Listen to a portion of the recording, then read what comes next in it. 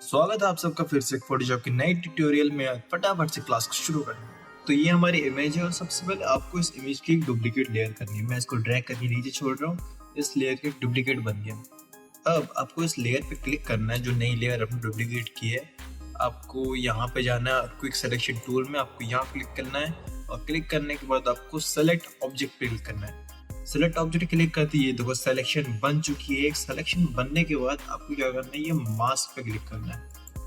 तो ये देखो यहाँ पे एक मास्क बन चुका है। आप अगर कंट्रोल दबा के इसको दबाओगे तो ये देखो सिलेक्शन सेलेक्ट हो चुका है मास्क के ऊपर। अब मास्क को सिलेक्शन में क्रिएट करने के बाद आपको सेलेक्ट में जाना है। सेलेक्ट में जाके आपको मॉडिफायर में जाना है। मॉडिफायर में जाने के बाद आपको एक्सपेंड में जाना है। एक्सपेंड में आपको वैल्यू रखनी है 10। अब आपको इसको ओके कर देना है। इसके बाद आपको कंट्रोल डी दबाना है, डीसेलेक्ट करना है। फिर से आपको पुरानी वाली लेयर में आना है। पुरानी वाली लेयर में आने के बाद आपको दोबारा सेलेक्ट ऑब्जेक्ट क्लिक करना है। सेलेक्ट ऑब्जेक्ट पे क्लिक करने के बाद आपको सिलेक्शन पे आना है। सिलेक्शन पे आने के बाद आपको राइट क्लिक करना है। राइट क्लिक करने के बाद आपको कंटेंट अवेयर पे जाना है। कंटेंट अवेयर फिल पे आपको क्लिक करना है।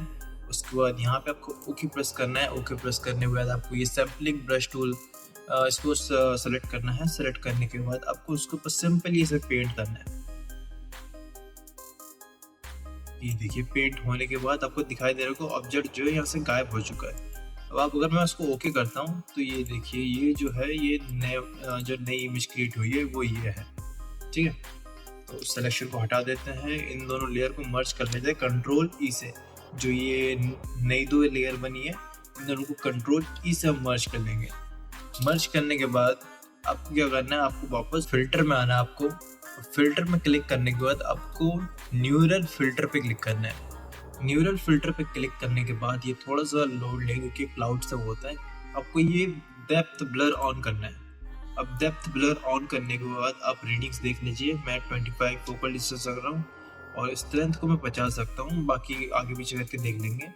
ब्लर स्ट्रेंथ को थोड़ा कम कर देता हूँ, मैं 30 पे ला के रख रहा हूँ।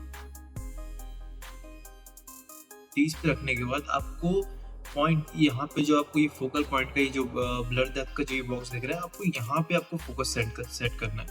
मैं यहाँ पे फोकस सेट करता हूँ। ठीक है, आप देख रहे होगे यहाँ पे थोड़ा प्रोसेस ले रहा होगा, इसको प्रोसेस होने दीजिए।